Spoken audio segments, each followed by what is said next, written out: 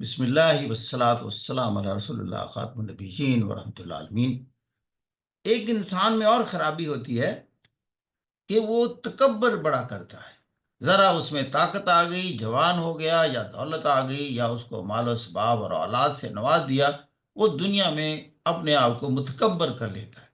تو اللہ کہتا ہے یہ تکبر مجھے پسند نہیں ہے، اس لیے کہ آپ کے پاس جتنی بھی چیزیں ہیں یہ سب کو زوال آ جانا ہے۔ نہ آپ کی جوانی قائم رہنی ہے، نہ آپ کی اولادیں دنیا میں ہمیشہ رہنی ہے، نہ آپ کے مال و اسباب، یہاں سب کچھ چھوڑ کر آپ میرے پاس آ جائیں گے تہی دامن۔ تبھی وہ کہتا ہے یہ ساری چیزوں کا مالک میں نے ہی بن جانا ہے۔ اگر آپ کو نہیں یقین تو ایک دن تو میں نے ساری زمین کو ہی ختم کر دوں گا، جو بھی اس کے اوپر جمادات، نباتات، حیوانات ہیں، اور ایک چٹیل میدان بنا کر رکھ دوں گا، پھر میں ہی وارث ہوں گا۔ اور اس کو متشکل کرنے کے لیے کہ تکبر آپ کا حق نہیں ہے، وہ اکبر میری ذات ہے، ایک تو نہ صرف زبان سے ادا کرو اللہ اکبر جہاں سے نماز کی ابتدا ہوتی ہے، اور پھر انتہا نماز کی ہے جب آپ کا سر زمین پر لگ جاتا ہے، اللہ کے سامنے جھک جاتا ہے، جسے ہم سجدہ کہتے ہیں۔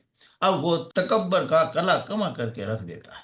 اللہ کو وہ سچویشن بڑی پسند ہے انسان کی، جب وہ اپنے ماتھے کو زمین پر رکھ دیتا ہے اللہ کے سامنے، پھر وہاں اگر وہ اس کی حمد و ثنا بیان کرے، اس سے دعائیں کریں، اس کے پھر قبولیت کے انداز آپ سمجھتے ہیں کس قدر ہو جاتے ہیں۔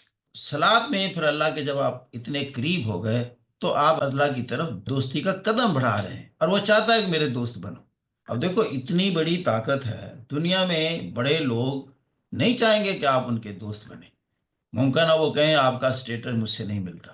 یہ کتنی بڑی ہستی ہے، وہ رب العالمین ہونے کی حیثیت سے اس کی یہ خواہش ہو کہ مجھے دوست بنا لو، مجھے وکیل بنا لو۔ وکفا باللہ وکیلا، کیا اللہ اس کام کے لیے کافی نہیں ہے کہ آپ اس کو اپنا وکیل بنا لیں؟ وکیل کا مطلب یہ ہے کہ آپ اپنے سارے معاملات اس کے سپرد کر دیں، وہ آپ کی جگہ جنگ کرے گا، لڑے گا، آپ کے بھی آپ پر لڑے گا۔ خود کہتا ہے کتنی بڑی عظیم ہستی بھی ہے اور کتنی پیاری ہستی ہے۔